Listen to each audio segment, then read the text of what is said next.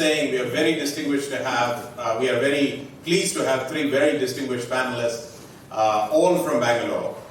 So Professor Chandrakanth, who's director of ISEC, one of India's leading agricultural economists, among other things. He also works a lot on the water and environment.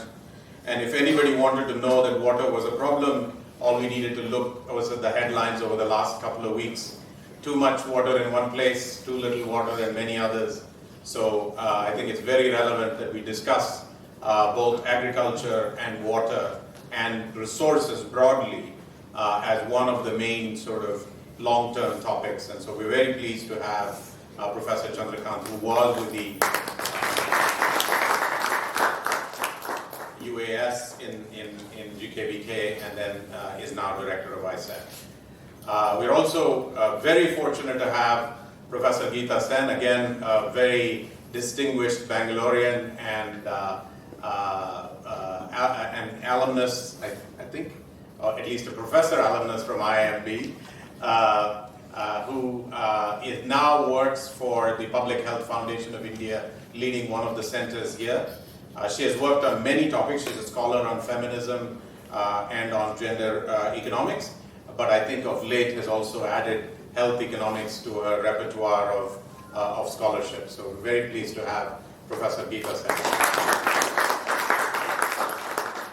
And last but certainly not least, Dr. Jyotsna Jha, who heads the Center for Budget Policy Studies, again here in Bangalore. So three very distinguished economists, all from Bangalore, two of them women, so I'm very, very pleased to be part of this panel. And as you will see in just a short while, I think you will find this tear away from the Australia-England game to have been quite well worth your effort.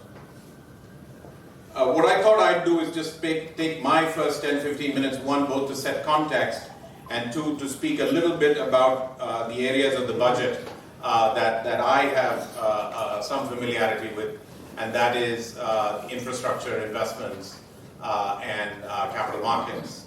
So I'll cover those at least in some detail, and then we will get into the long-term topics of agriculture, environment, healthcare, education, jobs, and gender in the ensuing conversation. Since we're going to be very heavy with numbers in just a few minutes, I thought I would start a little bit with the storytelling for those of you who think budget should be about storytelling and less about the numbers. So let me give you some factoids that might get your attention. So the first is, it's the 150th year since the first budget in India, which was presented in 1869. Some of you may know that already. But it was first presented by a fellow called John Wilson, who among other things went on to found The Economist. Now, poor fellow, a few months after he presented the first budget, died of dysentery in Calcutta in 1860. I hope similar fates don't befall some of us interested in contemporary budgets. This budget is the second by a woman. The first, of course, was by Indira Gandhi, who was then Prime Minister and who held the portfolio, Finance Ministry portfolio, and that was, long ago. That was in 1970. So it's been a long while since a budget has been presented by a woman in Parliament. It is, in fact, our first woman finance minister. So I think that bears a lot of congratulation and notice. Perhaps true to form, it's also the second longest budget speech on record, 2 hours and 10 minutes. The longest one goes to her immediate predecessor, Arun Jaitley, which was 2.5 hours. Most budget speeches are woefully long at about 2 hours, but this one really took 1 hour 40 minutes typically, but this one took 2 hours 10 minutes. So it was very long, and it was particularly long because it was quite short on detail, and I'm sure some of our panelists will opine on this notion. But substantially, the expenditure section of the budget was missing in the budget speech. Of course, it's there in the budget document, but in the budget speech, it's as if in a household P&L, you just spoke about income and conveniently forget to speak about the credit card, right? So, and then the details of where the credit card went, whether it was to fashion or to travel or to more productive purposes, was completely left out. at least in the budget speech. We've since got some detail in the budget documents itself. So a long speech, slightly short on detail.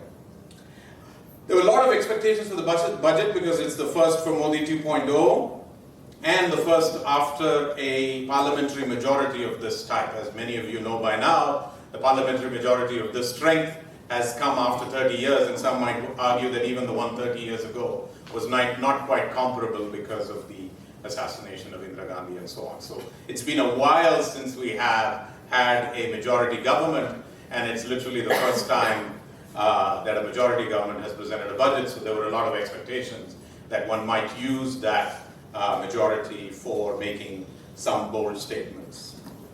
Remember the cricket match in the first few overs. It was also a follow-up on the interim budget. That's now our new method. That is, in the years in which we have elections, we have what used to be called a vote on account. Now we just simply call it an interim budget, followed by an actual budget. So this is what they call the final budget or the actual budget that often happens now in July. So any year that we have federal elections, union elections, typically the budget is held in July after a vote on account. Now this is relevant because the shouting matches on television relate to the numbers that were presented in the interim budget versus what was presented in the economic survey that was just released a day before the budget. So those of you who have been following that very closely, that's where the distinction comes from. I'm not going into the arcana of the numbers for just a second, but I'll just mention to you there are always 4 budget numbers. There's one called BE, which is budget estimates, and these are made like now for the forward-looking part of the year. There's the second, which is called revised estimates, which is typically made around December, January of every year, immediately preceding a budget. Then there is what is called provisional actual. I mean, think of the British bureaucrats and the Indian bureaucrats to follow that actually came up with this system. So there's a provisional actual that comes approximately a month or 2 after the fiscal year is over.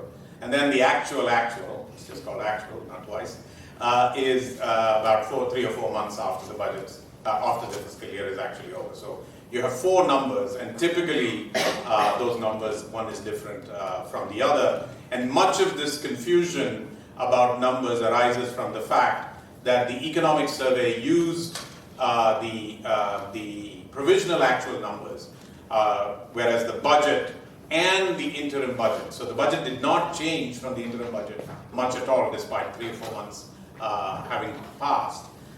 They used the same numbers. The reason why it's been called heavily into question this time is, one, the expenditure section of the budget speech was missing, number 1, and number 2, the magnitude of this number at 1.7 lakh crores is the largest it's ever been. So quite large, so people are looking for explanations as to where that went and how that didn't get spent on both didn't get raised first on the revenue side and didn't get spent on the expenditure side, and perhaps both from the panelists as well as in Q&A we can speak a little bit about that. I didn't want to get drowned too much on that. So setting context, all of you know that India's population is 1.3 billion, but perhaps not all of you have observed that our population growth rate has slowed down to 1.1%, still too fast, but 1.1% now. So roughly speaking, we add short of an Australia every year, so just imagine that. So when people think about comparing our policy and our procedures to Australia, Australia's population is roughly 20 to 23 million. We add 18, 19 million babies a year. That's literally what we do, net new population growth. GDP is 2.7 trillion, and we've just crossed per capita GDP of 2,000. So any day now, probably this month or next month, we'll be past 2,000. 2,000 is not as much of a marker, but many developmental economists hold 3,000 as a very important marker in sort of the growth of a nation, where you've sort of fully arrived in middle income. So we're just getting there, and perhaps in the next 2-3 years, we could see ourselves arrive at about $3,000 per capita, in which case lots of things, particularly consumption spending in the economy, changes its character quite dramatically. Post-liberalization in 1991, nominal GDP has grown. The word nominal is used when you add inflation and into the calculation, so it's with nominal, not just real, and that's 14% a year. This number is relevant because another set of debates on television are whether it is really possible for us to make $5 trillion in 5 years.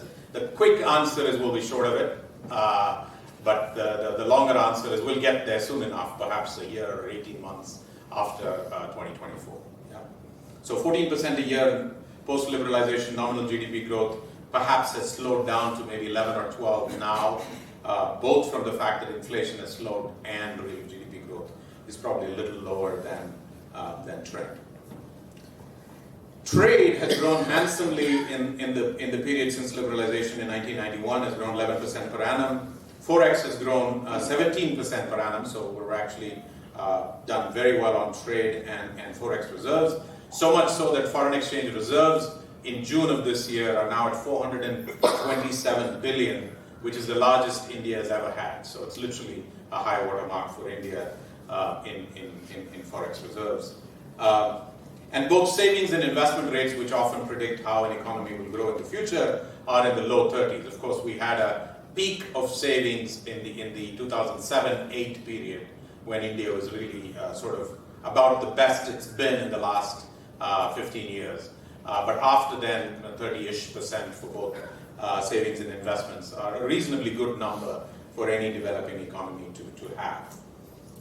Somewhat less good number is that our tax makes up 11% of GDP, and that is roughly speaking 55-45 direct tax, indirect tax. So direct tax is what you and I pay as income tax, for instance, and indirect tax is what is GST primarily, but there are a few others that make it up. I think while GST implementation is now slowly smoothing out, the magnitude of GST collections must be on the lower side of I expect is on the lower side of expectations. So that's not contributed as much as one would like to the tax kitty. So sooner rather than later, we will have to get back to what is called widening the tax base, which is rather than tax people more, actually get more people to pay tax and into the formality of the tax system. Out of curiosity, on almost many macroeconomic indicators, India is now where China was in 2002 or 2003. So you can pick a number. India is about 15 years behind China on virtually everything. If you want to think of that as a multiple, India is 3 to 5, China is 3 to 5x of India on virtually any multiple you take. So GDP, for instance, China is closer to 5, and some other indicators they're closer to 3. Many indicators like foreign trade, for instance, is about 4 times. So between 3 and 5 times. Now the good news, bad news. Good news is it's still ahead of us. The bad news is it's still ahead of us. The good news is that if we were to follow roughly the China route, the next 5 years are quite, next 15 years are quite something we can look forward to, because we could triple or quadruple on several of these measures over that time. And that will obviously mean prosperity for large swaths of the population. Coming to the budget itself, it's somewhat paradoxical that people start talking in great detail about the budget without quite sizing it at all.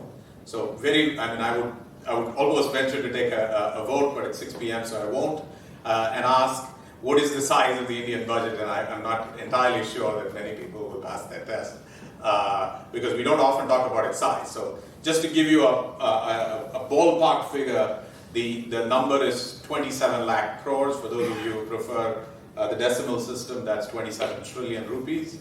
And a revenue deficit, that means just ongoing revenue less expenditure of 5 lakh crores, and a fiscal deficit of approximately 7 lakh crores. Exact numbers I don't want to get deeply into. In fact, will be the nub of the debate as to whether it's 7.5 lakh crores or 6.5 lakh crores. That makes a huge difference between whether it's 3.2% on fiscal GDP, fiscal deficit, or 3.8%. So without getting too drowned in the numbers, let me just say that fiscal deficit is approximately 7 lakhs crores. On the budget itself, and these are just now my comments going beyond the context, and then I will begin to invite the panelists one by one, so let me take 6 or 7 minutes on this. The good news is that there is no major fiscal expansion, just a reshuffling of expenditure and a desire to manage the fiscal deficit below 3.5%. So this we saw in NDA 1.0 under Vajpayee, we saw it a little bit under Modi 1.0, which was the second NDA government, and we're seeing it again. So I think broadly speaking, there is no profligacy in the fiscal budget, which is good news. So for those of us who sort of readily refer to the government as populist, I think you'll have to qualify that statement when it comes to at least economic populism. There is a reasonable balance to the economic populism that the Modi government practices, just like the NDA government before it at the turn of the century. Taken together with the Monetary Policy Committee, which was set up a few years ago, this is very good news for inflation in India. And structural volatility from inflation has come down in the last 3 or 4 years and is likely to stay low for the foreseeable future. So you can think of inflation as having come down from, pick a number, 5.5-ish percent, 6-ish percent to just under 4. And hopefully it will go closer to 3. So both volatility of inflation, which is the change in inflation, as well as the level of inflation, have come down as a combination of both reasonable fiscal prudence and particularly the Monetary Policy Committee behavior and focus on inflation. The bad news, and this is really bad news, is the data is a bit fuzzy all over the place. And it is not clear at all at the moment whether this is incompetence or malintent or both. My suspicion is actually both. But data is very fuzzy. And whether it's the employment numbers that we all know about, or the budget numbers that just came out, or the explanation of the budget numbers that just came out, mere insistence that things are right doesn't make them right. You need explanations and reconciliations. That's what accountants do, and that's what markets expect. And right now we have significant shortfall. By the way, in the midst of all this, the statistical offices, the NSSO, and the rest of the statistics department was merged and has become now one department in the Department of Statistics. So what little chance we had of gleaning some truth has become even murkier in this process. One had hoped that that new entity would report directly to Parliament or to some body that was pan-party, but I think the likelihood of that is near zero. So right now, I think we can look forward to murkier information so that both civil society and scholarship has to fill in the gap of data that has become much less transparent than before. The second, at least stated shift towards behavioral economics is totally confused. I don't think they have any idea whose behavior they are trying to actually appeal to. So I think the stakeholder has been lost in this behavioral shift. And I won't give you all the instances, we can certainly talk about it in Q&A, but it's at the very least, it's very muddled in its approach to behavioral economics. My own suspicion is that the term was thrown in relatively last moment, and then a few decisions were made to justify the term. So for instance, the government has shifted from consumption to, so government had thought that it would shift from consumption to investment in Modi 2.0. That proved to be a little bit of a dud in terms of actual delivery. So they've now gone back to the private sector without quite knowing what the private sector can do or will do, or how to incentivize the private sector to make that change. So there's certainly no real behavioral nudge. We can come back to corporate taxes in a second. But other than that, there's no behavioral nudge to corporates to actually pick up the slack on investment, where government has pretty much given up the ghost on it. It's been focused on cosmetic changes like ease of doing business. Ease of doing business from the World Bank is really just a formulaic approach to inputs rather than outputs. So you can actually completely gain the ease of doing business from the World Bank, and successfully, being at least reasonably good statisticians, we have managed to do that. So we've moved 30, 40 ranks on ease of doing business, but that's useful because some people look at it, but in actual conduct of business, nothing has changed, but perhaps actually gotten a little tougher. For those of you who pay GST or who pay direct taxes for 94I and 94J and all that complexity that you have to go through TDS and so on, I think you will understand what I'm talking about when I say that. The latest being the ROC, which has joined the game, where the director has to sit in front of the office and take a picture under some new law that we call 22C or something like that. So we just keep adding layers and layers of thicket of compliance to where we are. So the whole point of behavioral economics is to nudge against counterintuition, and I don't believe we're doing that. So there is not a clear sense of where the intuition that you need to run counter to needs to be nudged, and therefore it's a bit. There is a minor sleight of hand though, and that is the surcharge and cesses. Again, the panelists might describe it in just a second. Surcharge and cesses are excluded from the divisible pool for state devolution. So it's like you can charge 100 plus 5, and then you give away 42 to the government, to the state government, 42%, but the 5 is not in that calculation. So only the 100 is in the calculation. So you will see a lot of new taxes, including the latest one on the super rich, which, by the way, somebody I think affectionately described as India has now demonetized the super rich, so we can't get away from that one. So another example of a totally wrong behavioral economics move. The super rich, at least those who are paying taxes. To go sock them with further taxes seems quite the wrong thing. The actual delivery to the exchequer is virtually nothing, and you've actually now potentially made even those people who are paying taxes into potentially non-compliance people. I mean, other than playing to the gallery, it has actually no function in the budget at all to have done that, because the number of people who pay that kind of tax is so few in India already. Infrastructure financing is a big issue, and the government, this budget, as many budgets before it, has not done much for infrastructure financing, because the structure of infrastructure financing in India is a bit broken. It's broken because we've gotten rid of our development financial institutions. Professor S. Rao can certainly comment on that. We've gotten rid of the public sector development finance institutions, but we don't have the instruments or the support for private sector for the private sector to be able to do that, particularly on the long-term deposit side. So if the liabilities cannot be raised and hedged for the long term on the deposit side, then they're not going to lend on the other side except by diktat.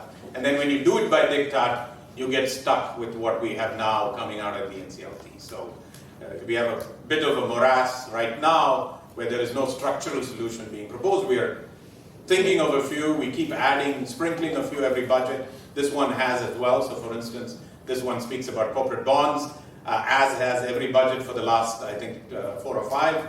And the corporate bond market remains mired in good intent and bad delivery for the last 15 years. So unless the corporate bond market can actually move, that source of capital, long-term capital for infrastructure and for corporates is not a great one. So we really need to make it happen.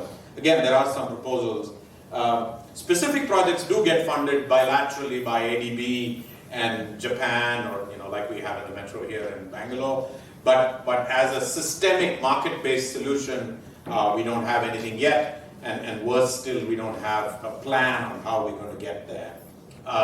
Credit guarantees, again, are thought about inconsistently, added, subtracted, added again, and so on. So it doesn't make for a long-term credit guarantee, particularly on large-scale, long-term infrastructure financing. Credit default swaps, which are absolutely required for infrastructure funding, are a dud market in India. We actually thought of them very early, but in the aftermath of 2008, we prohibited them, and they stay prohibited. India is at the bottom quartile of corporate taxation in terms of how high it is. It is 34%. And actually, this one I am going to get a show of hands. How many companies do you think have a profit of over 500 crores in India today? Less than 1%? Above percent, nobody knows what the new denominator is, so just let me get a number. So above 1,000, any hands? 300. Between 500 and, he knows the answer. So the answer is 373. So there's only 373 companies with a profit over 500 crores. So effectively now we have, for the first time, with the move to 400, I'm not entirely sure why we said 400 crores, but we should have said 500. But anyway, with 400, we pretty much catch every company. So for the first time, hopefully the pledge that JT delivered, I think 3 or 4 years ago, will come to fruition, which was that corporate tax in India will go down to 25. Otherwise, we actually have perverse taxation in India, which is if you have 10 to 50 crores of profit, your tax rate is like 29.5%. And if you have 500 crores of profit, your tax rate is closer to 24, 25%. Plus, you have the legions of lawyers and tax accountants to help you reduce that even further. So I think it's important to bring our tax rate closer to 25. I don't think we need to make it 22 or the EU standard, which is closer to 18. But certainly we should deliver 25 rather than just speak about mechanisms and then not have it be delivered. Two more quick points and then I'll stop. So one is on the bank financing, as again the budget said. This budget will deliver 70,000 crores to public sector banks. Public sector banks have consolidated from 27 to about 20, I think now. And to those 20 banks, we will be giving 70,000 crores. It's a bad way to manage a balance sheet is to drib and drab capital in, and that's exactly what we're doing. So we're literally leaking capital of in this case, $10 billion in. Our whole is roughly $100 to $150 billion. And leaking in $10 billion at a time actually makes the problem in some senses worse because you sort of keep the zombie firms alive as well. And so we have a problem. We need to do what the Americans call shock and awe with respect to our banks. Otherwise, this will be a permanent problem in our back for quite a long time. If we drip, and the worst thing is we will lose 70,000 crores at a time doing it. Instead, we need to find a solution where we are either taking them out, changing their governance structures, and or putting in 700,000 crores all at the same time. So we need to do all of those in order to achieve banks. And the slowdown that a lot of people are talking about is at least in part coming from the fact that banks are not lending. Banks are not lending from the NPA crisis. They're also not lending as a consequence of what happened with IL&FS in September, October last year. Last quick comment on the capital markets. There is this move by, I don't know why it was announced in the budget of all places, that public float will lift to 35% of listings. As I think many of you know, it has been 25% for quite some time, I think 15 years now. It was raised from 10 to 15 and then to 25 going into about 10 years ago. Conceptually, it's a good idea. It's a good idea because the more diversified the public holding, the better it is for governance. And in India, we know, as Robert McNamara long ago said, in India, the enterprising have no scruples and the scrupulous have no enterprise. And unfortunately, we seem to have carried that tradition for 30 years later as well. And so in that context, it definitely makes sense for us to have 35% public holding. However, it's rather bad timing to have announced it. We're at the peak in markets, we're in a slowdown in the markets, and unless we come up with some sort of a sensible implementation for this, we would have shot ourselves in the foot. So I don't know again whether it's incompetence or malintent. There are rumors that one large firm is actually asking for a 1% public dilution at the same time as we have moved the needle on everybody else to 35%. So is that a difference between de jure and de facto?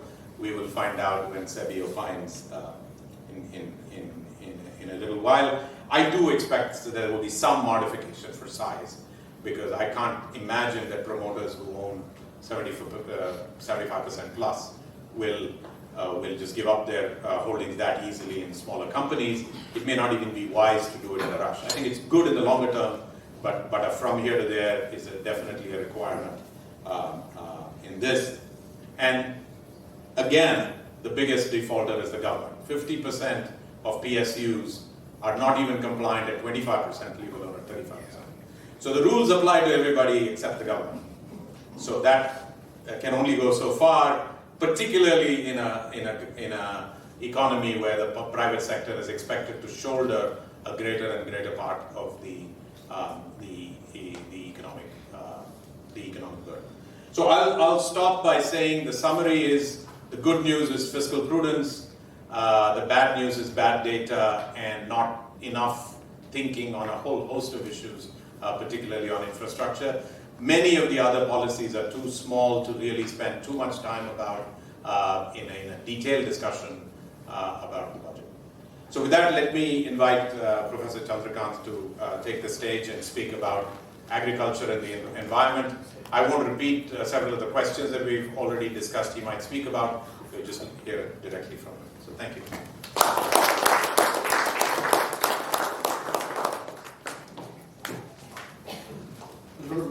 Namaste to all of you. I send my respects to Professor Gita Rao by touching the feet of Professor S.L. Rao. Can you increase the amplification? Okay, I am from the Institute for Social Economic Change, followed by Dr. Gita Rao, very close relative of Professor S.L. Rao. So I am sending my respects to Professor Gita through Dr. S.L. Rao. Namaste, sir. I have been asked to speak on the agriculture and environment implications for the future in the arena of the current budget.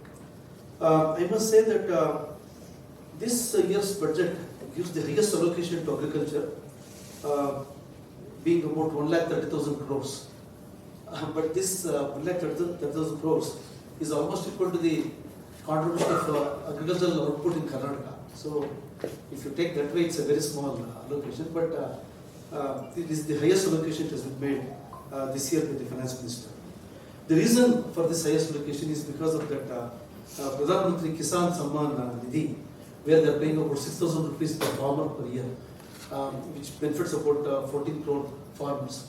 We may be having around 50 crore farmers, so here also it's not covering all the farmers. That is one sort of help, direct cash transfer to the farmers. Now, the other implication, I'm just giving you some of the features and then I'll also give my comments.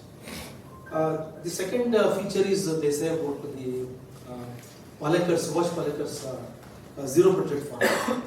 The environmental implication is that since zero budget means actually it's not zero budget, the farmer has to depend on his own resources. Like if the farmer is having, especially the finance minister assumes that many farmers have cows, buffaloes with them, so therefore you use the cow dung, cow urine, cow ghee and some pulse flour and jaggery to use as pesticides, organic pesticides and nutrients, so that the farmer need not buy the chemical fertilizers and pesticides. So that way it is zero budget, but actually even to have the cows it's not that cheaper, but but there is no allocation especially towards zero budget base. Maybe because it's zero budget there is no allocation. So but there is no allocation made, it's only a statement made by the finance minister. Now basically it is support to organic farming, it is good, that way it is good. Now the another allocation is towards some 1.25 lakh kilometers of rural roads, which will again help agriculture. There is also another statement from the minister which says some large number of vehicles will be given to pick up the produce from the farmers. I think that is a good move, but exact numbers I am not tell you. So to pick up the produce produced by the farmers so that they can be picked up from their doorsteps and to bring to the market, because currently only 35% of the produce in Karnataka is coming to APMCs and only 24% of that is receiving the minimum support price. So therefore it is better the farmers are exposed to the market, so that way it's a good move. And then There is a move towards organized marketing. Some 10,000 FPOs, farmers producer organizations, they want to support it. So each FPO supports about 1,000 farmers. So totally about 1 crore farmers they want to support through the FPOs to improve the bargaining power, to enhance the bargaining power of the farmers, so that they can get better price. But to what extent the FPOs are performing, that remains to be seen. But that's also again another good move by the finance minister. Then there's nothing specific to forestry. I was actually trying to see there's nothing specific to forestry and environment. It's only sort of a spillover or implicit effects rather than explicit effects. The most important thing which I was looking forward was towards irrigation. There is a governance innovation, like the Jal Shakti Mantralaya, they want to bring all the water source departments, Ministry of Water Resources, then the Ganges Development Plan and other ministry in one unit, so that they want to look at water in an integrated manner. We have been telling look at water in an integrated manner, but we never looked at it. One main example I'll give you is surface water and groundwater. In Karnataka also they wanted to bring surface water and groundwater together, but it has not happened de facto. So the Jal Shakti Mantralaya, they have identified about 1,600 taluks all over the country as sort of overexploited taluks, and they want to help the groundwater, the water source. Okay. Then ENAM, that is electronic marketing, which successful experiment in Mysore. So they want to expand throughout the country. That's also a good move that the minister has mentioned. And another important good news for the farmers is that they get about a pension of 3,000 rupees per month. About 5 crore farmers get 3,000 rupees per month. That's a good move. Those who are about 60 years. So therefore, having the social security is to be encouraged. Now my comments.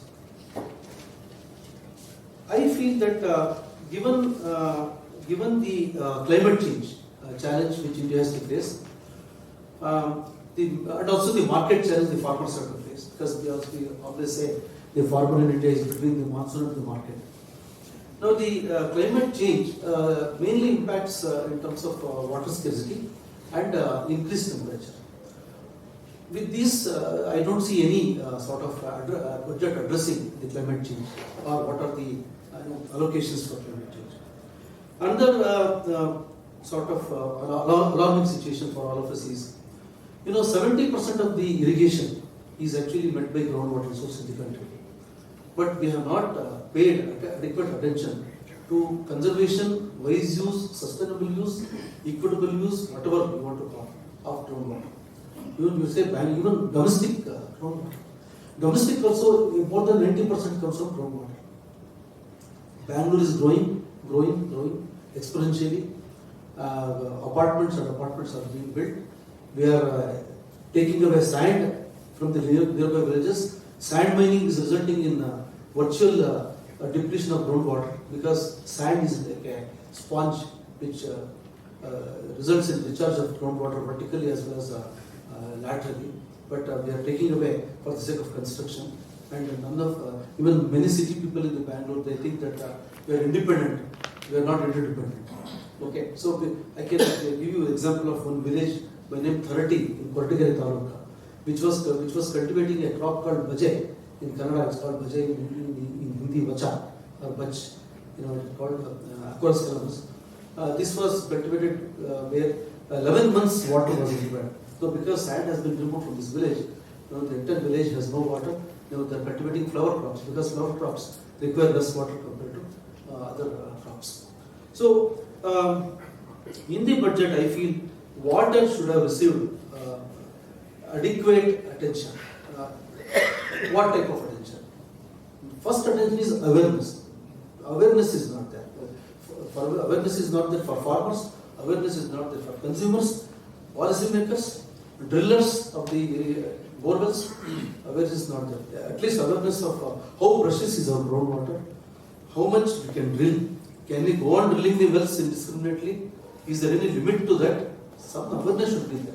Because we assume that whenever there's a rig is there, when we drill 1,000 feet, 2,000 feet, we can get the water, which is not true. Number two, awareness regarding recharge of groundwater. Absolutely no awareness. It's something like if I prepare for the class, I can teach them. Similarly, if I infiltrate the water to the ground, I can pump up. Without infiltrating, that means without a supply side, we are only looking at demand side, pump, and then cultivate the crops and support the sugar cane.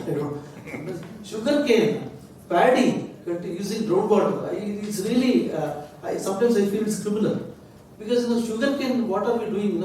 Excess production, the factories are unable to pay the dues. Still, using groundwater, we are cultivating sugar cane in Sankeshwar, Bedagam, paddy in Madhugiri, in Tumkur, and many other parts of the country. I am only giving examples in Karnataka. So, awareness of the supply side. Okay. Demand side, yes. Why? Because the farmer is able to look at the resource, therefore he is using drip irrigation, sprinkler irrigation. Of course, even if you do not educate farmers, they are going for drip and sprinkler. That's only solace they have. But that also, the quality is very poor. If we give subsidy for premier irrigation or Jindal or Jain irrigation sets which are of quality, they go for very low quality, local made drip irrigation sets which has no life. The third type of awareness, perhaps the government should have thought of in water, because water is very, very important for us. I am again telling 70% of the irrigation is from groundwater and only 30% is from surface water. Now, the probability of well failure is increasing alarmingly. In 1970 it was 0.3 or 0.4. Now it has become 0.7. That means if the farmer drills 3 wells, only 1 will be successful. Now there are different types of wells other than borewell or duck borewell, etc. The duck wells are only in museum pieces now. Initial failure, different types of well failure now. Initial failure, premature failure, then wells which are serving the payback period, and then sustainable wells. The government, the CACP, Director of Economics and Statistics, the Agricultural Department, they don't account for the cost of failed wells at all. As in the failed wells, who has to invest? And we say we are giving energy subsidy. We estimated the electrical subsidy forms only 20 to 25% of the cost of water, tip of the iceberg. 80% of the cost of water is borne by the farmers, because that's why even now 75% of the investment in agriculture is private. Only 25% is public. Investment by government in agriculture is very, very low, other than perhaps irrigation tanks. Okay, now that is also surface water. So, with increasing well failure, who will bear the cost of that well failure? The farmer is bearing. And we have estimated that the cost of water forms about 15 to 30% of the cost of cultivation of most of the crops. Since this cost is not accounted by Commissioner on Agricultural Cost of Prices, Director of Economics and Statistics, as well as any other department, the farmers are bearing the cost and they are subsidizing our food. So please kindly appreciate, it's the farmers who are cultivating crops using groundwater. They are subsidizing our that's why our food is so cheap. Vegetables or fruits or flowers or whatever it is. Perhaps the food is the cheapest in the entire world here. Okay, so it's not that we are giving them a subsidy. So in fact, many economists they say we are subsidized in terms of energy, but if you look at the cost of that, it's just 20 or 25%. Okay, then what are the solutions? I also want to tell you. Even in the solutions, the budget doesn't perhaps did not give much importance. Create awareness among both consumers as well as farmers regarding cultivating low value but high value crops, low water, high value crops. Millets, of course, millets will be consumed only when you have diabetes. Only diabetes, only obesity. Only those, if you are eating ragi, do you have diabetes? Okay, so it has become like that. But the very country Where rice was eaten on festival days. If you please, I think I'm sure the rice was eaten on festival days. Now rice is eaten every day. And millets we have forgotten, and of course there are millets like brown top millet, korle in Kannada. One price per piece is 220 rupees. Sir.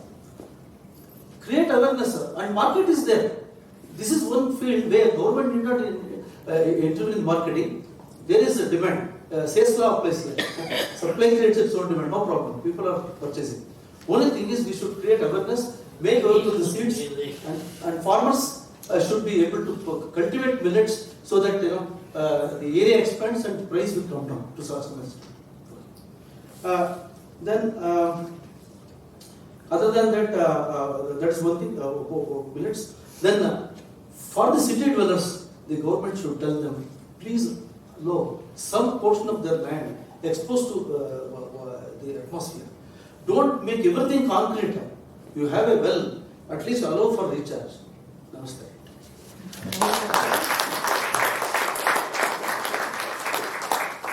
Professor Sen, please.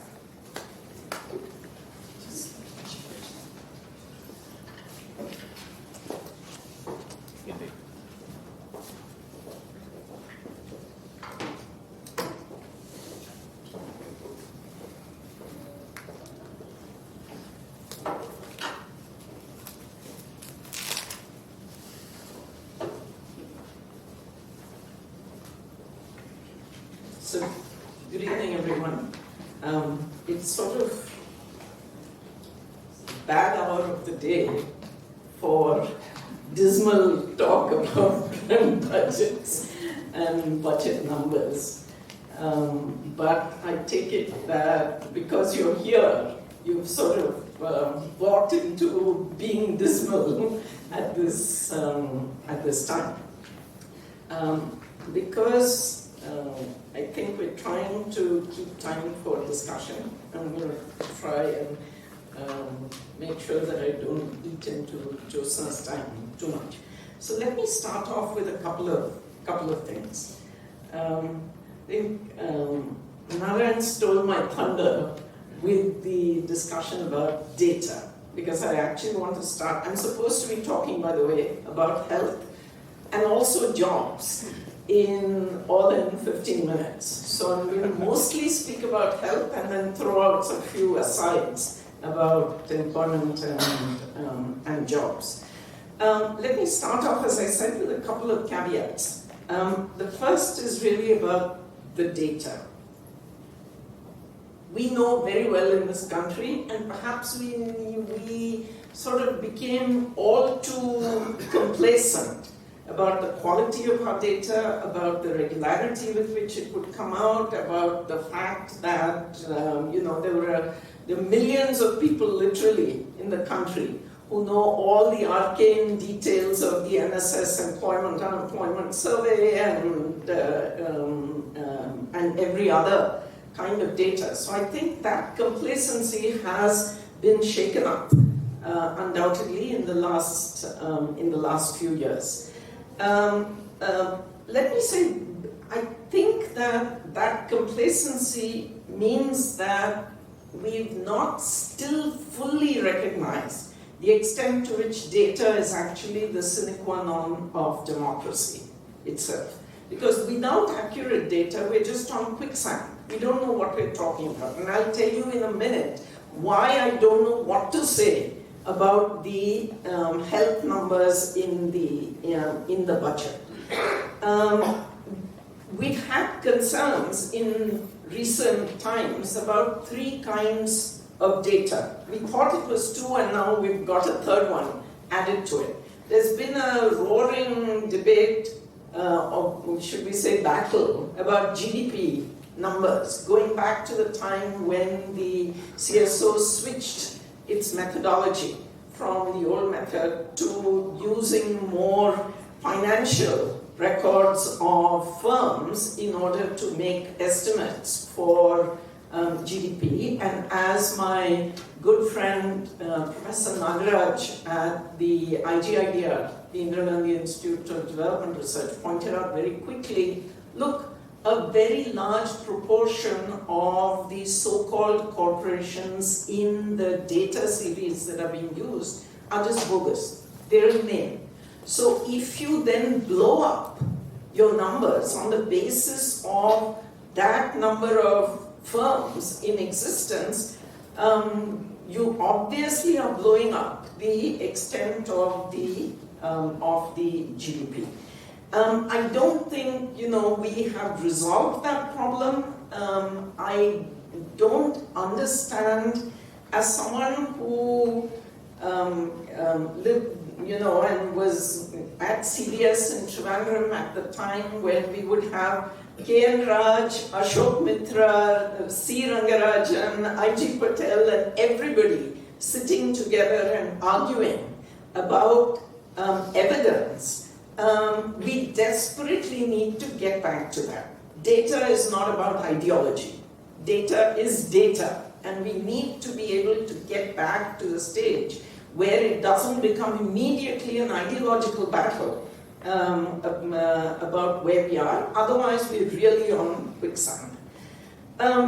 The second one, of course, is the labor force data, the employment data, and all of the accusations that the employment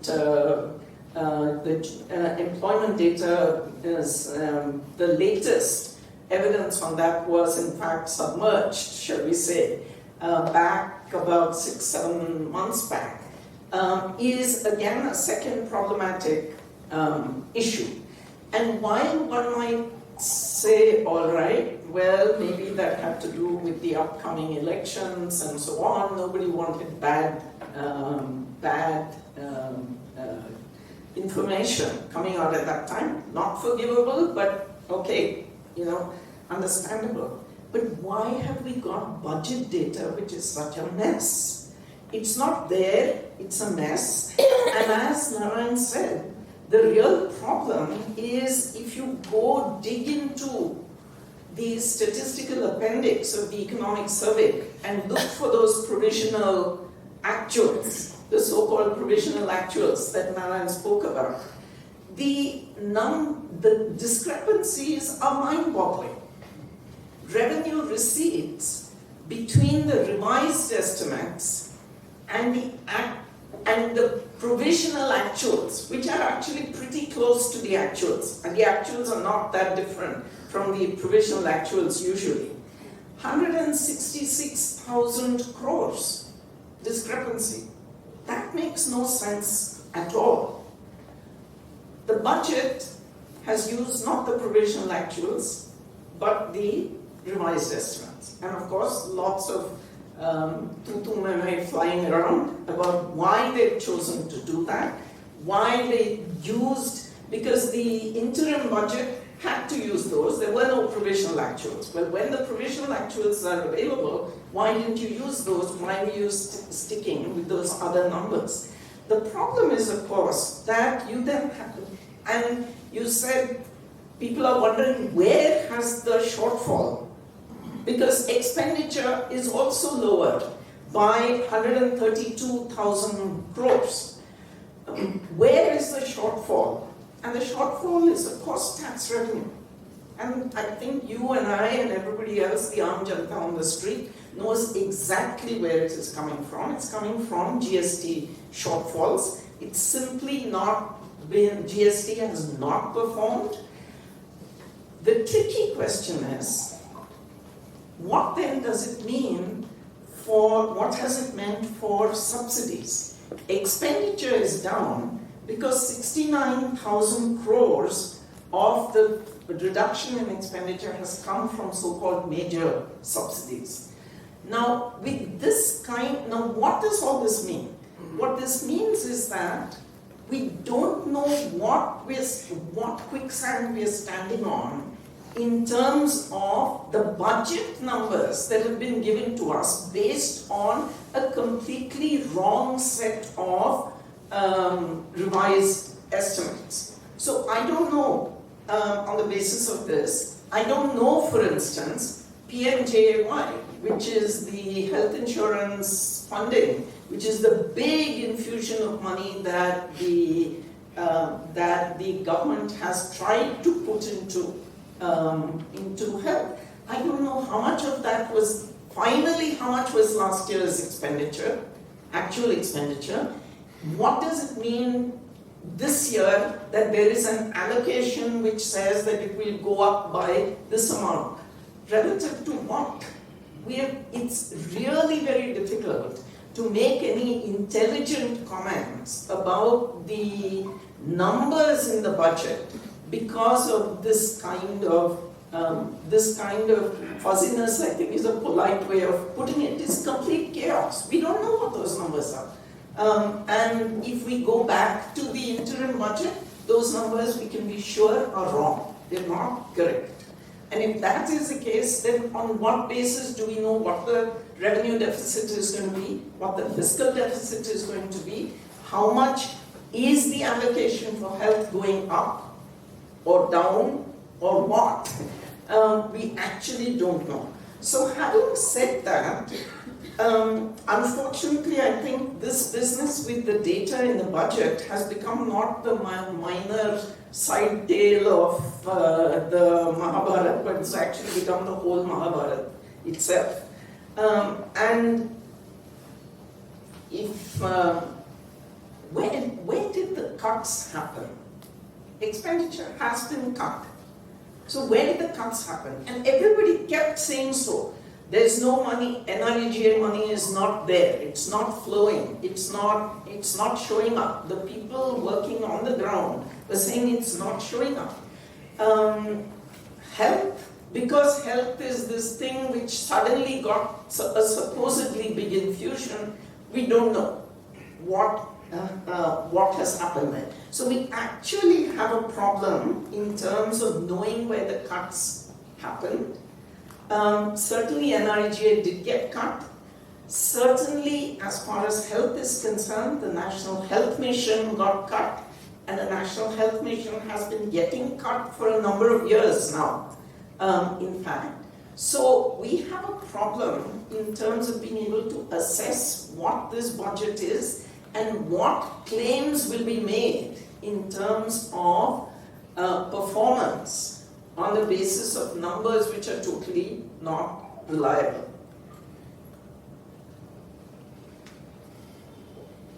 Having said that, let me very quickly then just move on to do what Narayan had asked, which is a pox on the numbers. Let's talk about health.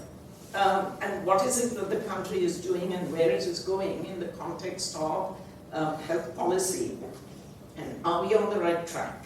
Certainly it's the case that all health economists and others have been begging for more money, more public spending on health, which at the moment puts India in the bottom 10 countries in the world, to move that up. Certainly, according to the apparent numbers, the health expenditure has gone up. The question is, with what effectiveness? The ideal for a health system is a tax-based system with a single payer, which is basically the government, so that people are not having to pay at the point of delivery, with incentives for subsidiarity, that good old economic principle. That is, health is a very bad thing to be handling at the tertiary level when you should be handling it at the primary level.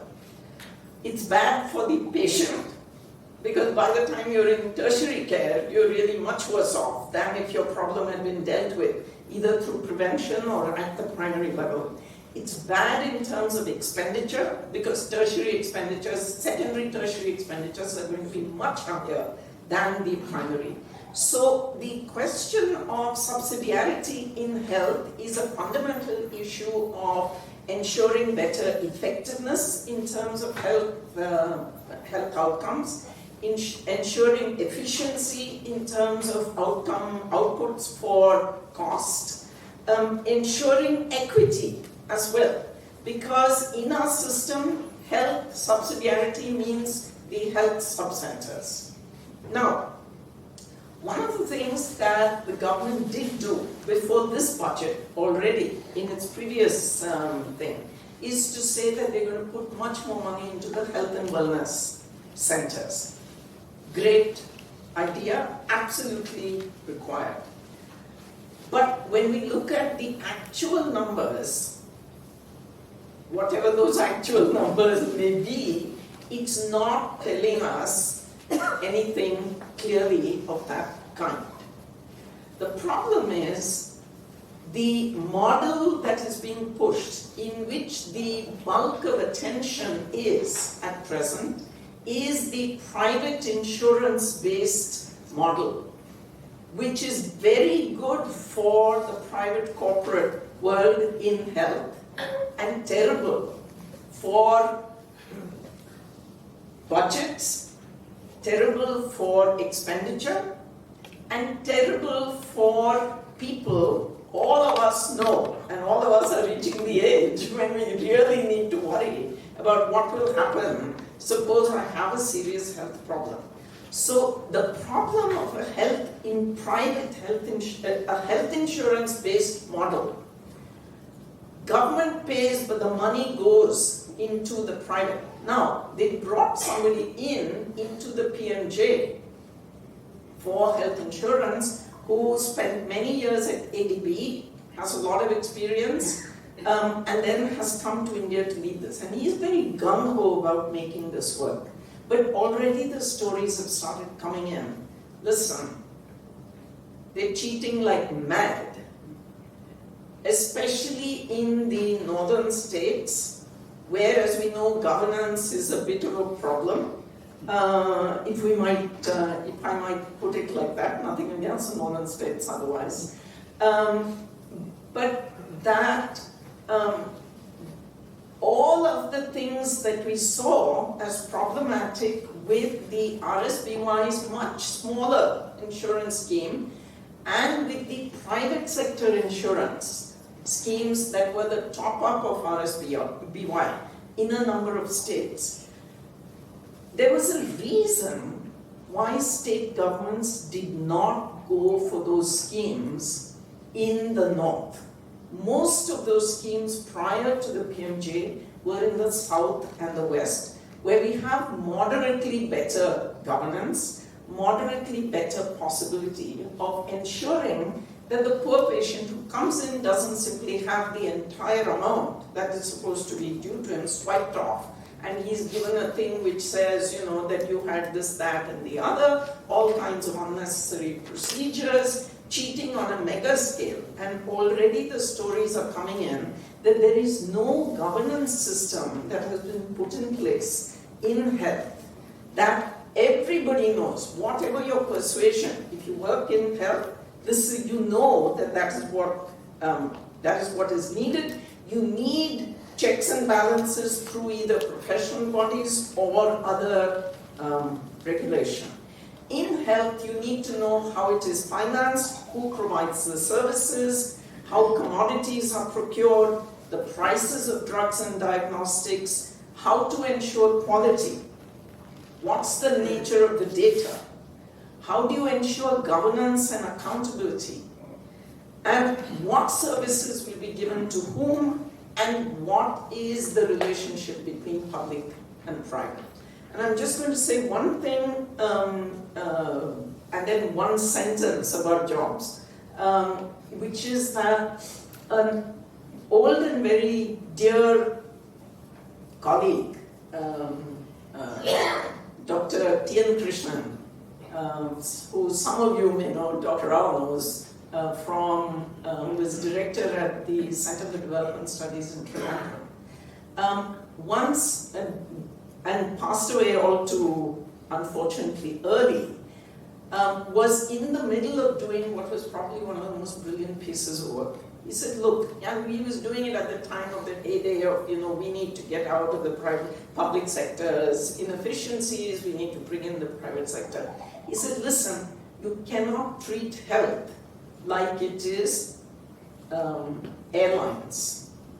Okay, airlines, you bring in, and you know, you open it up and Jet Airways comes in. This is, of course, those days, and gives Air India a run for their money.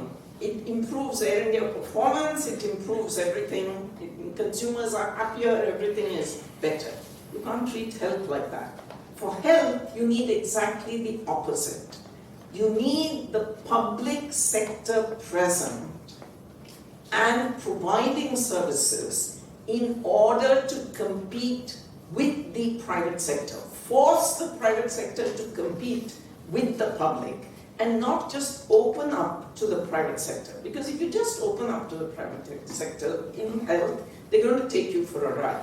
And unfortunately, I think whatever money there is all going to disappear in this fashion, and then everybody's going to say, oh, health is impossible, there's no point increasing budget allocations for health.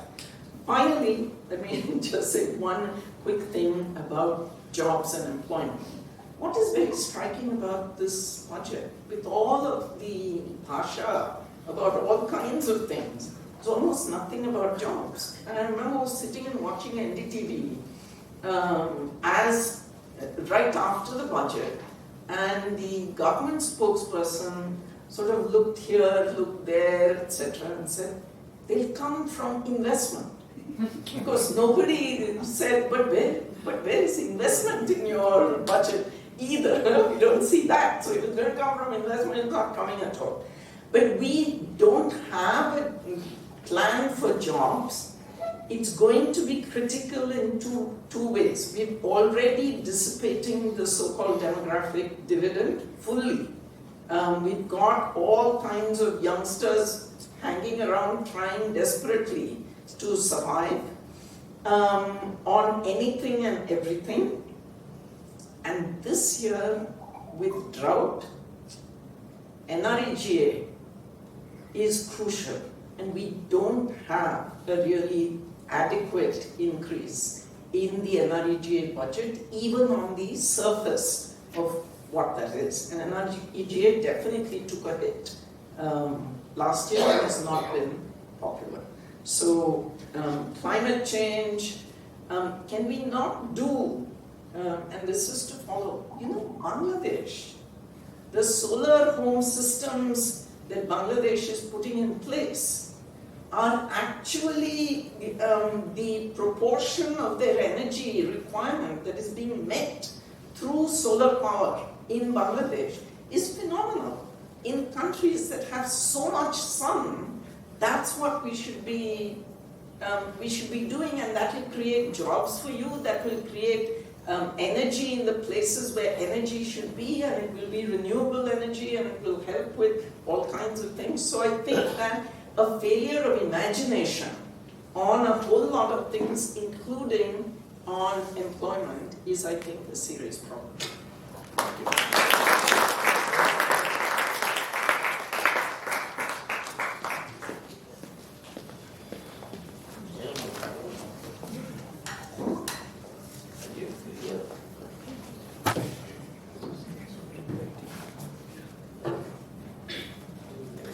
Good evening all, and knowing how shaky grounds we are all on, one doesn't know how to talk about those numbers.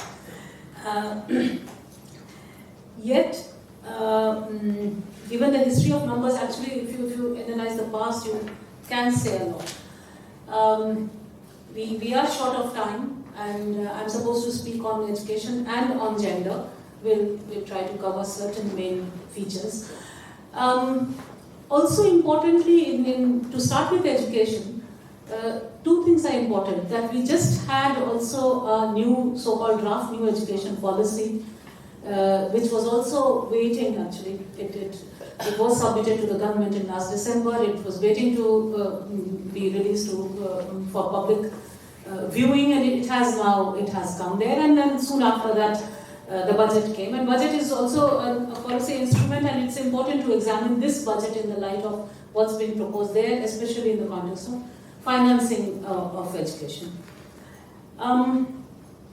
one thing that the policy, when I say policy, I mean the draft NEP, talks about increasing the budget share for education, which is like your proportion, your size of the cake will become bigger in next 10 years to come. Now, how does one believe that? When we look at what's happening, and this is the same government. So how have they performed in last, say, 5 years? Apart from the fact that what they have allocated now is the same as the interim budget, is also the fact that the share has gone down. In 14-15, it was 4.14 of the total budget, now it's 3.4 of the total budget in last 5 years. And not only the share, but if you look at the school education, then in real terms, even the absolute numbers have gone down.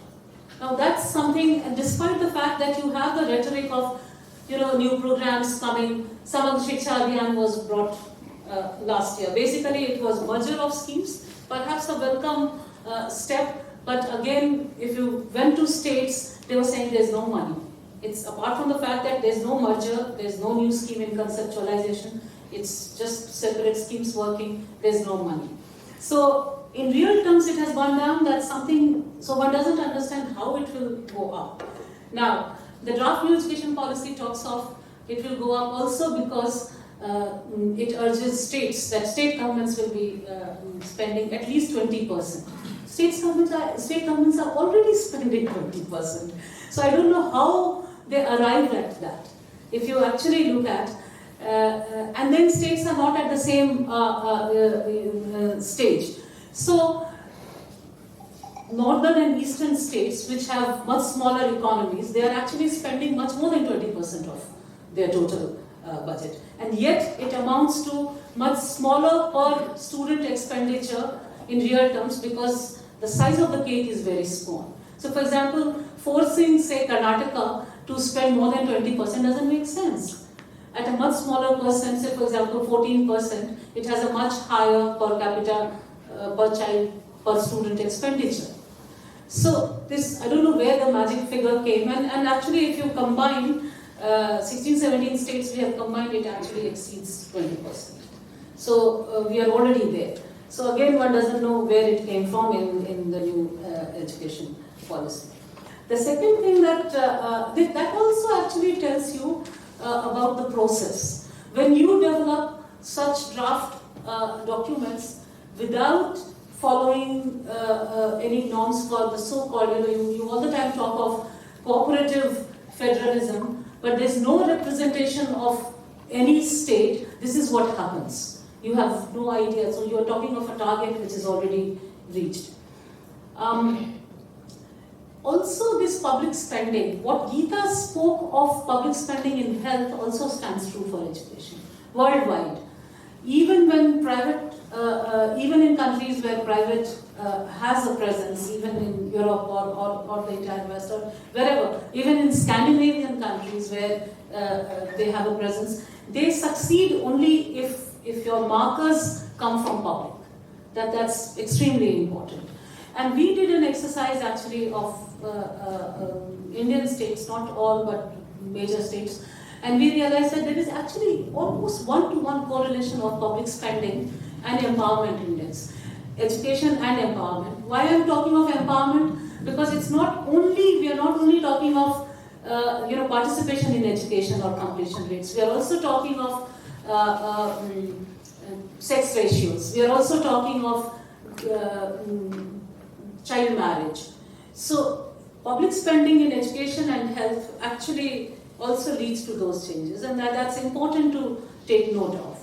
So it doesn't happen if you're not doing that. So that's one side of it.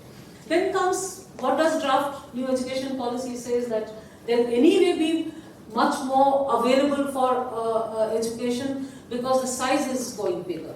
And they, in fact, the document says that the size of the economy, the GDP will be 10 trillion USD by 2030. Now, where does this figure come from? One doesn't know. Exponential growth is being projected, and it actually says that the policies of the government and the past experiences tells us that we will reach there. I mean, one doesn't know what past experience We are not seeing any past experience, the slowing down of the economy, the fudging of data. And here again, where you take, almost as researchers, you took CSO and NSSO data as sacrosanct, coming from there, and you thought that this is unquestionable, that if you are analyzing, and we used to actually call it the government data, the department data is one thing, but NSSO data is one thing. CSO data is one thing. So no more of that as well. So you don't know where you stand. Then the third thing the new education policy draft does is talk of where the money will come from, apart from these two, is icing on the cake. Size of the proportion, then the size is philanthropy. There's page after page, perhaps, knowing perhaps it's a contribution that Anurag Bihar brought, because personally we were together on a committee and he kept bringing the issue of philanthropy being the most important thing for Indian education. One doesn't know actually where it comes from, because we so far have no such experience, neither at a higher level. It's a different, I won't go into one university and the other. We have examples, we have Tata spending and we have Ajim Premji, but that doesn't really, it doesn't take you to where you need money. Our undergrad education is in shambles. We have no colleges worth, we are talking of northern states. In Bihar, we have done that Mahila Samakhya study, and now we have another study going on, and that's also the state I come from. And you have one degree college in every district, huge population, and you have large number of private colleges. So the girls we were discussing with, they're all enrolled to these private colleges. They never go. So it suits everyone. They stay back home. They cook, they do everything. Parents have no risk of, in fact, when I come to gender, I'll tell you, our research on different topics in 7-8 states shows that the entire country is obsessed with protecting their girls from, falling in love. So that's such a major engagement of the entire nation. And so it suits. They are not going out, they are not interacting with anyone, they'll not fall in love, nothing else will happen. And they'll also get a degree. So they'll go and take their exam, they'll get a degree, and therefore in marriage market, they'll have some value. And that's what is happening throughout, actually. And it's not only Bihar. Bihar I'm saying because, I was there and I had these interactions. But to a lesser extent, it's happening in many places. So one doesn't know how philanthropy can be, can actually bring those investments, those holes of senior secondary and undergrad education. Then also, also one has to go deeper into philanthropy if you're talking of, how religion plays a role and how, in case of US perhaps inheritance tax also played a role, we don't have that. And religion, if you're talking of philanthropy, then we also have to bring those aspects. That how are you going to then shape that? How is it? Philanthropy is playing a role. In last 20 years, in fact, last 1 week, I've been looking into those data. Both madrasas and Saraswati Shishu Mandirs have gone up in number. Now, so philanthropy is playing a role. But do you really want philanthropy to have a complete free hand in education? So that question also comes there. Also at local level, it's a very innocent kind of image of local level that people with money, say landlords, will pay for everyone, as if there's no caste, no gender, nothing else at play locally, class, caste, gender. So it's a very kind of an innocent view of financing at local level that you get from draft education policy. So that's that side of it. Another thing that was talked about was cess. Now cess, especially education cess, 2004 when it came, that was also the year of judgment from Supreme Court and the first 2% tax when it came. And it helped in funding midday meal, which was a huge expenditure, was made compulsory, and therefore it was for a specific purpose, which is what cess originally came the idea with. Now we have cess coming for everything without an accountability. One is again, either you make it part of the divisible pool, or you at least have some accountability. What is happening if you go actually deeper, it's substituting. So we did an analysis, in fact my colleague is here who did that analysis, Madhusudan, that almost 70% of education money in the center is coming from the cess. So it's the substitution to that extent. Your budgetary support is actually going almost nil. So that's again something to worry about, and states have definitely a right to question that. Higher education, there has been some increase actually, a real increase in terms of central government allocation. But where is the money going? It's going to all our national institutions, again IITs, ICERs and others. It's not going to create again what we need, the district level, the Moffisil level, undergrad system. So that it's not going there at all, and it's not even enabling. It's not even enabling that expenditure from state governments. See, central government in Indian context, the union government also has that responsibility to create that. That's also not coming. In this year's budget, we see a special emphasis, money-wise, it's in terms of percent, it's not very high, but it's significant in terms of amount, is this digital, your dependence on MOOC and online courses. There, again, we have done an open school study in India, and the entire literature on technology, use of technology in education tells you that it works only when you have a threshold. Threshold of awareness, threshold of literacy, threshold of access, and real access. In fact, gender, if you examine here, it's a real issue. Because what we realize that even when there is an access, that access doesn't actually mean an access for women and girls. Having a mobile phone doesn't mean an access to use mobile phone for your education or for, to access any other resource for yourself.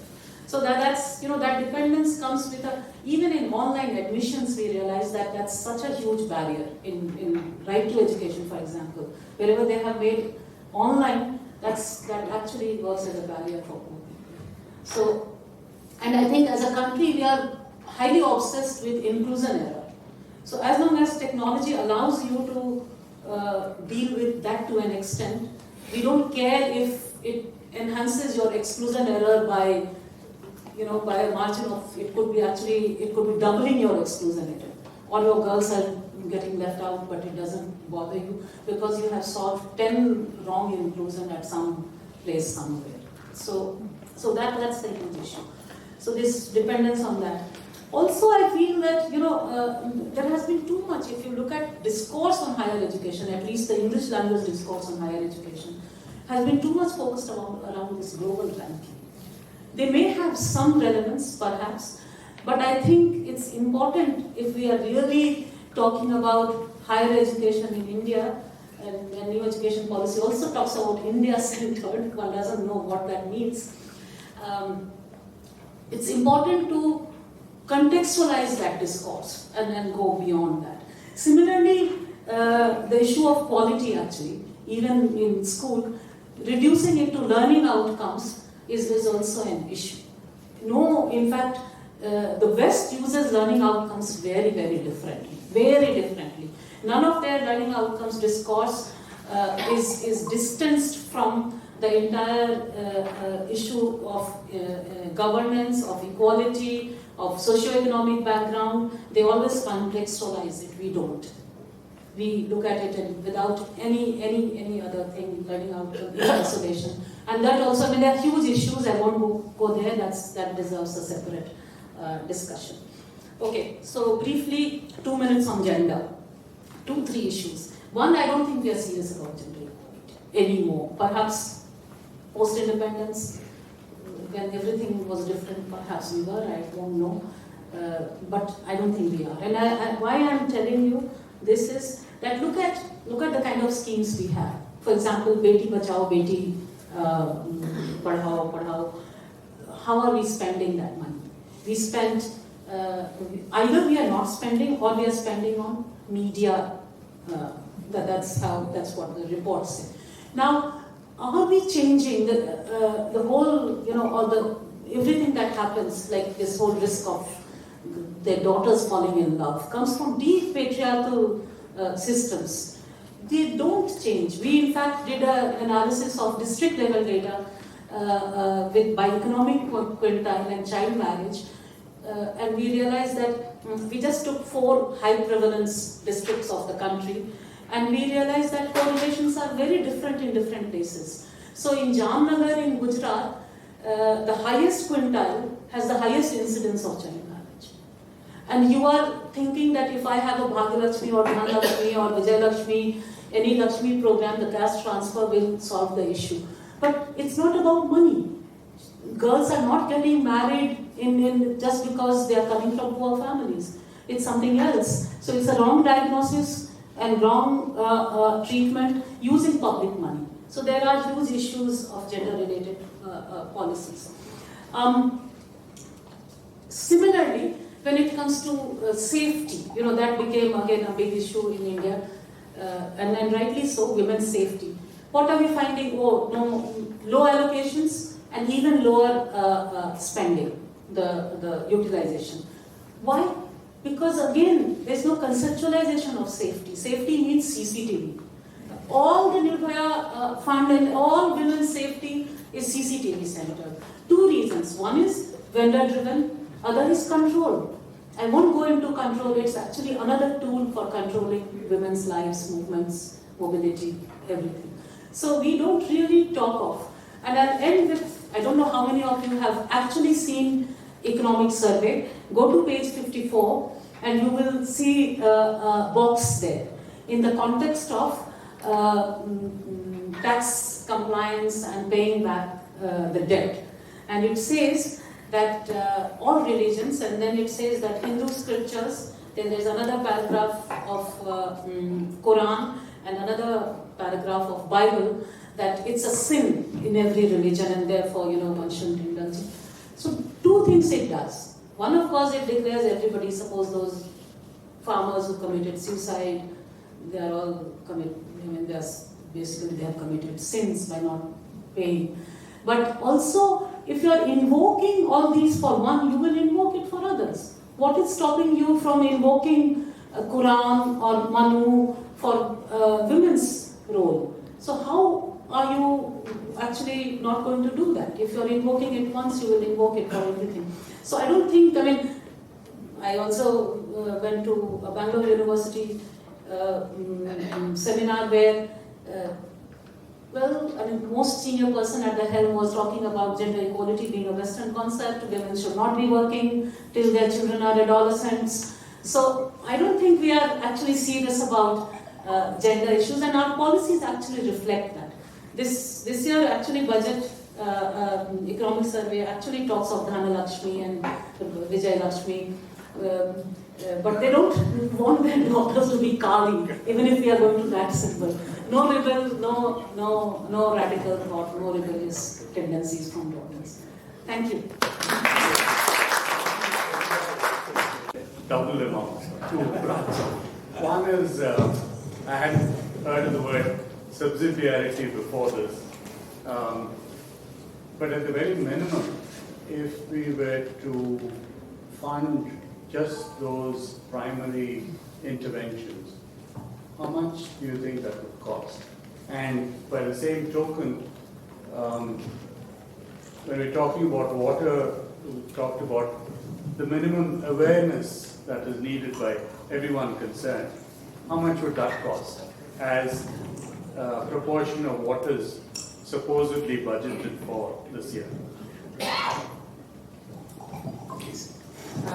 I'm talking about covering 90% of the population rather than just 10% who might get some. Okay, health economists have been, flying kites for a long time. I think that everybody agrees, and part of the kite flying is because the base has been so pathetic. When you're spending just about a little over 1% of GDP, putting you really at the bottom. Anything you do that improves that looks better. But the estimates have been minimally 2.5%, which would mean about doubling the health budget. The problem is that how you spend that 2.5% is really the issue.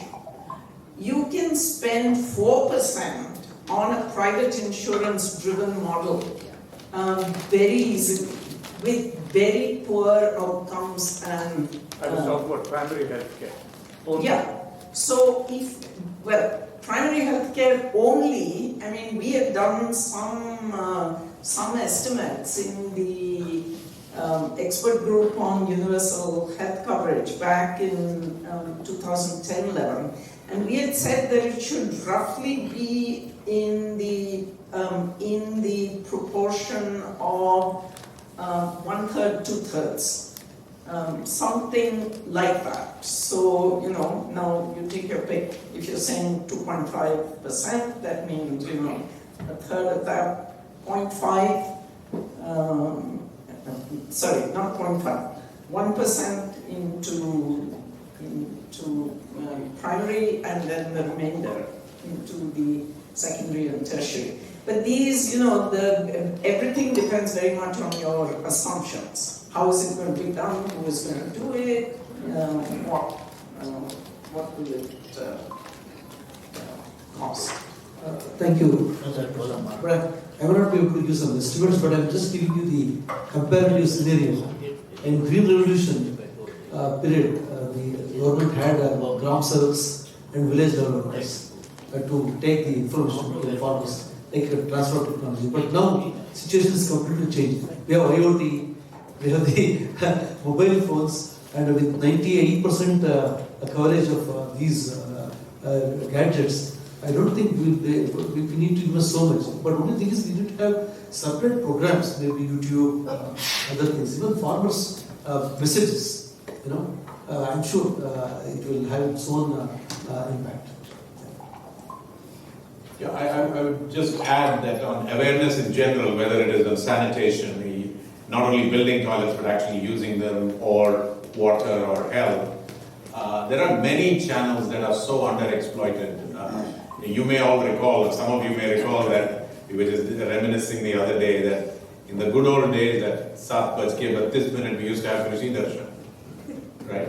So there are many channels available to us to communicate, as Professor Chandrakanth was saying, and we underutilize them. Though, like everything else in India, we have pockets of excellent communication even today. So for instance, both Tide and market price for marine products in Kerala is superbly well communicated to fishermen today. It's a small subset of, but it's large enough for it to at least work as a pilot for some other subsegments of That's only in Kerala, though. There are many examples, and we can get through that. It's not only Kerala, though. There are many states. Any question? Yeah. Yes, Anal, then 1, 2, 3. Please, Anal first. So, you know, this issue of data, which is, before you go into specific domains, cuts across everything. Now, one has never seen this kind of debate on data as one is seeing now. And obviously, data is manipulated by government because it projects their performance, has electoral benefits and so on. But how, in the view of the panel, does our data today compare with the quality of our data earlier? I would imagine that the quality of our data earlier also was bad. Or is it only a recent phenomenon that it's gone down? I think everybody can get a minute on it, so I'll start with Professor Sen and then Dr. Jha. You're right. It was obviously worse, but it depends what data you were looking at. For instance, female work participation rate data was chaotic till about the 1980s or so. After that, it's been cleaned up, and the data is actually pretty reliable, pretty good. The big thing, GDP data, we know that GDP methodology has to keep changing and the base has to keep changing and so on and so forth. We always knew what was what when it came to data. There was transparency, and by the time that the NSSO started making available to researchers the unit level data, it was complete transparency, in fact, in terms of allowing anybody access to that unit level data, and you can, check what they're putting out and check their estimates and do everything else. So I think that, the data system definitely has been improving over time. I've already said what I think about what's going on right now. Yeah, okay, I'll just repeat actually. I think what was happening that you had different data sources and you knew which data source is more reliable. So the government will be using, suppose in its own publication, a particular data set. As a researcher, you could counter using another data set which was more transparent and was also coming through government sources. NSSO has always been controlled by government and yet independent. So that is the difference now. We knew what we are dealing with. If you're using a particular data source, you could say what caveats one should have. Now the problem is you don't know what you're dealing with. I think that's the problem we are facing now. And I mean, if I may just one sentence, it's absurd that people should actually be questioning CMIE data's reliability. The Center for Monitoring the Indian Economy has been taking government data and turning it into usable form for decades. To just sort of say, oh, that's CMIE, it's not official data. All CMIE data is official data. They don't sort of sit and contemplate their navels and come up with the numbers. So they organize it differently. It's good to see a feisty debate among So what is important that, for example, CMIE, what it does that it organizes it differently and it becomes much easier to use it. And it comes with a price. If you buy that data largely, they also give actually, I once accessed that data free just by writing that we don't have money and we want to use this data. And they are all government data. Now this myth being created that it's private data, it's a data which has no basis, is a problem now. Actually, the US satellite pictures. One second.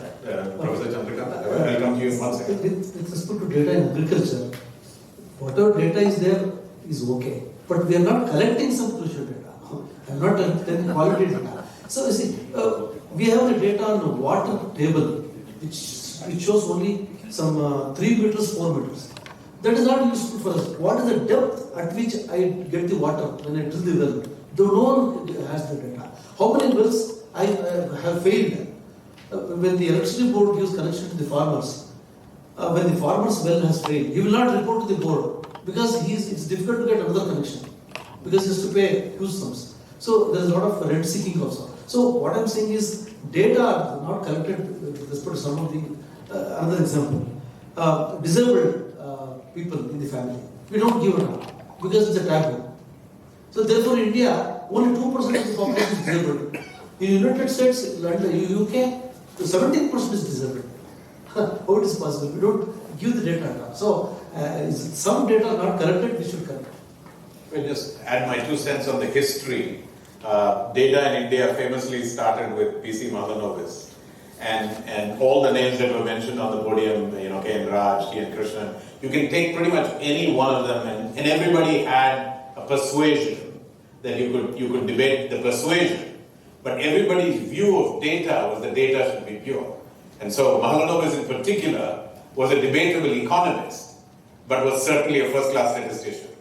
Right? So that tradition continued, I think, for well into 40 or 50 years. And NSSO in particular, I think, is worthy of being commended for its quality and for its transparency, which is now Who knows? We actually don't know what will happen to it in coming time, because it's actually somewhat like the railway budget. Right? By the way, in the old days we used to actually have two budgets, and we used to have a railway budget. At least there was transparency whether we were on track or not, to really mix the metaphors.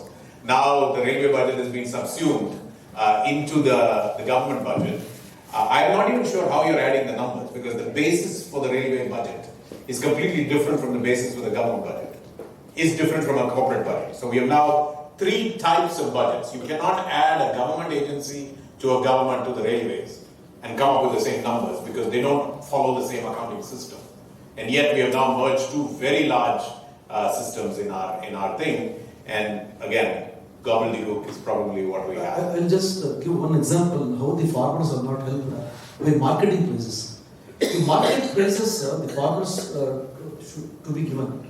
Modal prices should be given, the most frequently occurring price. But they are given the mean price. Mean is influenced by the external values. So, I'll just give an example. So, yes, please. Can you hear me? Yeah, please. So, first of all, thank you all of you for having come here, and it's great to be here. So, I think the two broad themes that have come out of the discussion today is that, number one, there is this sort of deficit in terms of finance, right? That is, you look at education, you look at health, you look at industry, right? There is just agriculture for that matter. There's just inadequate government investment, right? And we're all talking about increasing the proportion of total pie, and in fact, increasing the pie in itself. So there is, number one, a lack of money in the system, and subsequently, we're also talking about cutting corporate taxes, and naturally, the budget is going to fall on probably the middle class and the direct taxes, that is, given that the GST is also not giving us an increase in indirect taxes. So that is question number one. How are we going to harness more taxes to pay for our social services? And the second question is, besides the budgetary deficit, there is the democratic deficit. The fact that the recent PLFS, that is the Periodic Labour Force Survey, was sort of withheld, and an economist resigned from the National Statistics says that there is sort of this lack of democratic accountability, and the whole issue around data really tells us that there is a lack of accountability, where people hold governments accountable for giving reliable information. So how do we strengthen, number one, our budget in terms of our taxes, number two, how do we strengthen our democracy and improve accountability? On the democracy question, I'm going to get Dr. Jha to speak, and then we can speak about the tax. I think it's about the whole ecosystem that one is talking about. See, in terms of democracy, electoral democracy we have, and we never perhaps deepened other forms of democracy. So what we are seeing is a historical trend, and how to deal with it is something. One, I feel, is civil society. I think at the moment what we are witnessing is that, during emergency, someone had, I think it was actually Advani who had said that you are asked to, bend and you are ready to follow your feet. Crawl. I think we are, you start crawling. So I think at the moment are also in that phase. And when one talks of ease of doing business, I think ease of doing business should apply to all, academia, non-profit research institutions. Ease of doing business is something that has gone. I mean, we have FCRA, and it's kind of a sword hanging on your neck. Whenever you want to write something, so as heading an organization which is FCRA, you think, whether I should write this sentence or I should not. So the ease of doing business applies there also. So democracy, I think, you have to have all these institutions deeper, and it's collectively, we get what we do. So it's our own making. In terms of taxes, I do feel that effectiveness and efficiency part also has to improve. But I think there are some real issues. For example, when it comes to spending on education, the federal structure has to be taken into account. And I don't know how the solution will come. For example, Finance Commission dealing with this whole issue of distribution of resources. This has to be taken into account, but you also have to bring accountability mechanisms. So if you are giving more resources to the states that are more needy, then you also have to define that how you continue to deserve that higher expenditure. And there are newer ways of doing that. For example, employment creation.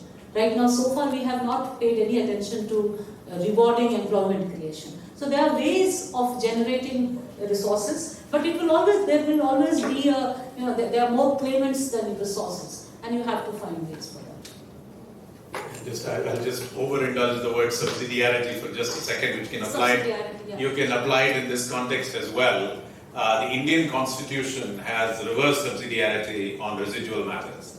So if there is any matter not covered in the Constitution, de facto it goes back to the Union. So bizarrely, we are actually not as federal as we think. We are actually unionist in that context.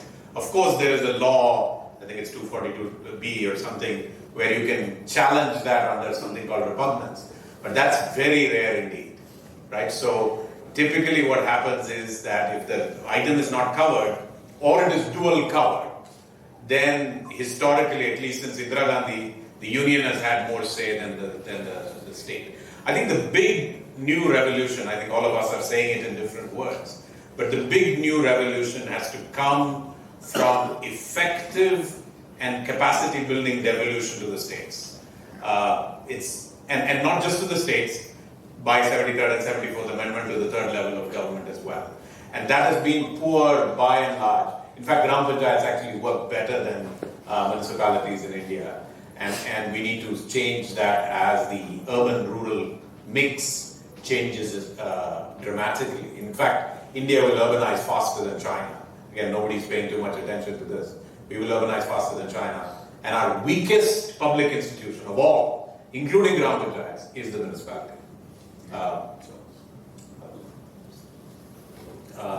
Two questions here. Yeah. One question, sir, if you don't mind, we'll go. But at least ask one. Okay. There is corporate farming. There is no mention about corporate farming to improve the productivity of farms and also efficiency. The second one is now the business are shifting to Dubai. How to prevent that one? Of course, I am not a supporter of corporate farming, honestly, because I know India's green revolution was brought by the marginal and small farmers. It is in fact India's agriculture is won or contributed largely by marginal and small farmers, and I'm sure they'll continue to contribute if we give them the right support. See, we always comment on the support of agriculture. Take United States, 35% of the gross value for quota. Japan may be much more than that. In India, it's less than 10%. And if you say one subsidy, if you add the NPS of the top capitalists, it is much higher than the NPA in agriculture, loan waivers to farmers. With 40-45 degrees temperature, with only 20-25 days of rainfall in a year, with such a harsh weather and with very poor infrastructure, they have contributed much more than any sector. Perhaps the most responsive sector in the economy is agriculture, and not educated people. There are many technologies given by Bariapatnam bricks technology in Kerala, who got Padma Shri from France. He said 30 to 35% of the cost of construction can be saved if you use this technology. But none of the urbanites used it. Whereas farmers, they followed the green revolution technology.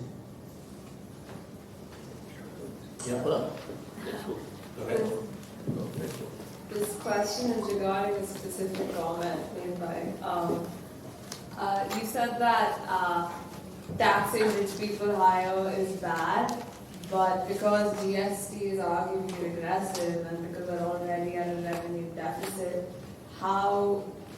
within the budget, what way can we achieve some sort of income parity if it's possible?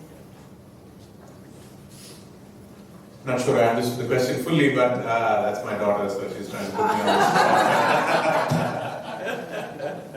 spot. Let's just say that there will be less money for you to go to college.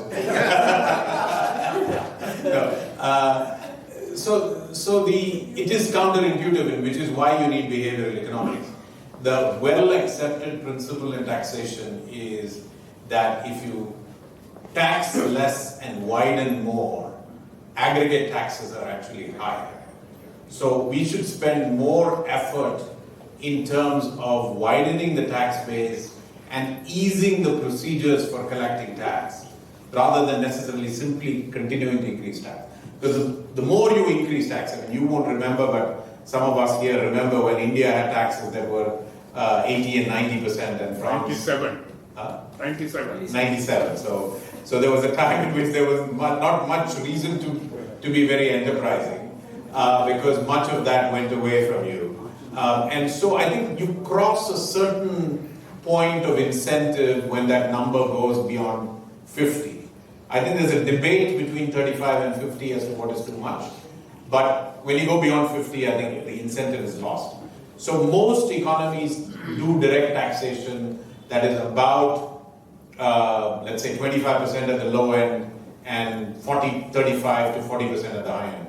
India is now wading above 40% for the first time after a long time. So we had cut taxes from 91 pretty much steadily. But the point is, at the aggregate level, for the numbers that they are speaking about, the contribution is just de minimis. It is actually, there are very few people in that tax bracket in India, and what few people are compliant will be at least incentivized to examine non-compliance. Actually, if I may just say one thing, I think that we shouldn't lose sight of what I think all of us are saying about what is likely to happen during this coming year. Okay?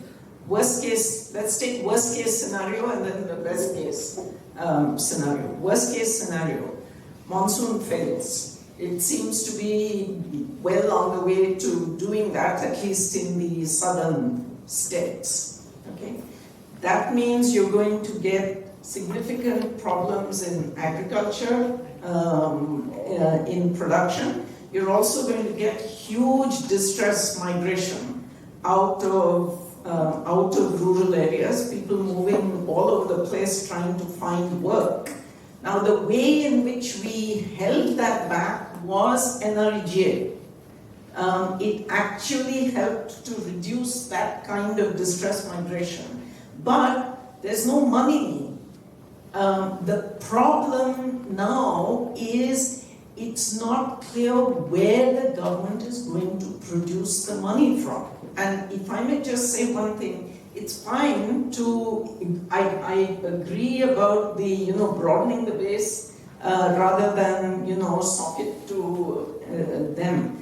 The point is, you reduce the rate, but what are you doing to broaden the base? How to do that? No, but I don't see any program which says what you're going to do to broaden the base. If you don't broaden the base, all you've got is less tax revenue because your rates are lower. But the actual amount, and I would say for all young people who find, the fact that you're here means that you can tolerate this level of arcane discussion. Read the economic survey. Try and understand what is there in that statistical appendix. And watch what happens as over the coming year. Best case scenario, the monsoons don't fail, and we are able somehow, they make up the deficit, but we are still going to be sort of in the position we were last year, because the monsoons didn't fail last year. The monsoons were more or less okay last year as compared to this year. But we still have a problem because we are not willing, and the government is not willing to say how they're going to deal with the mess of GST. It is a mess, it has not delivered, and we don't know how it's going to deliver this year. But if you're in denial mode about that, then, God help us. You have to accept that there is a problem in order to address the problem. And on GST, the data issue actually comes there again. So a state like Karnataka, which was perhaps most well prepared to implement GST and knew its commercial tax system very well, has no idea why its collection is going down. The commercial tax commissioner, who is now saying whatever GST, he was saying that I could analyze my commercial tax data. GST, I have no access to that data. So I have no clue actually what's happening to the tax collection in my own state. So I can't actually do anything about it. On the other hand, I have a student from NISEC who is an Indian Revenue Service officer from Bombay. He's doing his PhD. He has access to data. And he clearly said that GST is helping and it has increased the tax collection. So I'm not an expert, but I'm just giving you the information that I have another set of data which says that GST has helped. But I also met an entrepreneur during the flight, and he said, I'm so happy because of GST. It has made my, it has increased his self-respect because he can just go and pay the tax. Earlier, even if you pay the tax, he would be looked upon with suspicion and contempt. But now he's very happy. So I'm just giving you certain information also. In keeping with the times, may I ask Professor Rao to give the benediction or the Mangalam or whatever we call it in our current lexicon? I had absolutely no idea that Narayan was going to throw this at me. But may I say, it's very clear from listening to all this discussion on the budget that this is, if you're going to use adjectives, not a particularly good budget. It doesn't use data, dare I say, even honestly.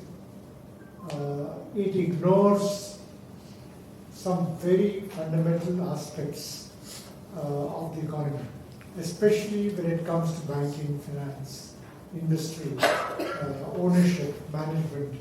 Yeah. On the question of taxation, I'm not so sure that I agree with my friend about the GST. The GST, to my mind, as somebody who worked 30 years in industry, in the consumer products industry, the GST is a fantastic tax. It is the way in which the tax has been implemented, the way in which the state governments in the center have worked on it, and I'll get it right. I'm sure the excessive number of rates and the way it was implemented. But I think the GST can be a fabulous means of doing business.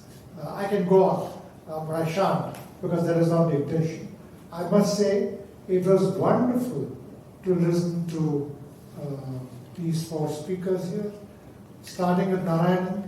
In his extremely articulate fashion, he covered a very, very wide range of issues on the economy. Gita, of course, is Gita. When it comes to the kinds of subjects that she's talking about, I don't think there's anybody else who could have done it better.